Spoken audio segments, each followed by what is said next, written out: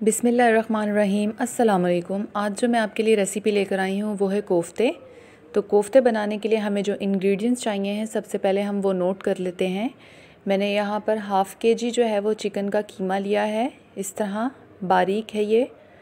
पहले हम अपने कोफ्ते तैयार करेंगे। 2 चम्मच हरी मिर्चों का पेस्ट है, 1 चम्मच लहसुन अदरक का पेस्ट है, 1 अंडा लिया है, खशकाश ली है मैंने 1 चम्मच, इसे भून के मैंने कूट लिया है। 2 चम्मच बेसन है, ये भी मैंने रोस्ट किया है इसको। सूखा धनिया और ज़ीरे का पाउडर है। इसके अलावा 1 चम्मच नमक, 1 चम्मच लाल पिसी मिर्च, 1 चम्मच कुटी मिर्च और हाफ़ टी स्पून गरम मसाला पाउडर है। ये स्पाइसेस हम अपने कोफ्तों में डालेंगे। इन तमाम चीज़ों को मिक्स करके हम अपने कोफ्ते तैयार कर लेंगे। कोफ्ते तैयार करने के बाद हम उन्हें ऑयल में फ्राई कर लेंगे। देखिए मैंने कोफ्ते फ्राई कर लिए हैं।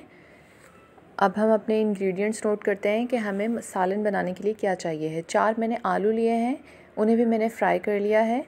3 प्याज लिए हैं, स्लाइसिस में काट लिए हैं। 3 टमाटर लिए हैं, वो भी इस तरह काट लिए हैं।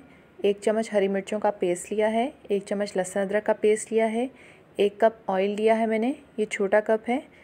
हाफ़ टी स्पून गरम मसाला पाउडर और हाफ़ टी स्पून सूखे धनिया का पाउडर है। हरी मिर्चें और धनिया लिया है गार्निशिंग के लिए। 1 चम्मच लाल मिर्च ली है, हाफ़ टी स्पून हल्दी, हाफ़ टी स्पून ज़ीरा, हाफ़ टी स्पून सूखे धनिया का पाउडर और 1 चम्मच नमक है। मसालों की मिकदार आप कम या ज़्यादा कर सकते हैं। अब जिस पैन में हमने कोफ्ते फ्राई किए थे उसी में हम प्याज डालेंगे और प्याज को गोल्डन ब्राउन कर लेंगे। जैसे हमारे प्याज गोल्डन ब्राउन होंगे हम टमाटर के साथ उसको ग्राइंड करके एक पेस्ट बना लेंगे। अब इस पेस्ट को उस पैन में डालेंगे और उसके साथ ही हम इसमें तमाम स्पाइसेस ऐड कर देंगे। हरी मिर्चों का पेस्ट, लहसुन अदरक का पेस्ट और तमाम मसाले मिक्स करेंगे। हाफ़ कप पानी ऐड करेंगे और इसे अच्छे से भून लेंगे।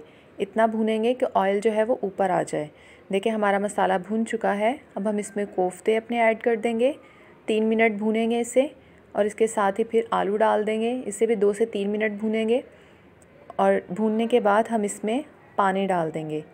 पानी की क्वांटिटी आप कम या ज़्यादा कर सकते हैं कि आपको शोरबा कितना रखना है।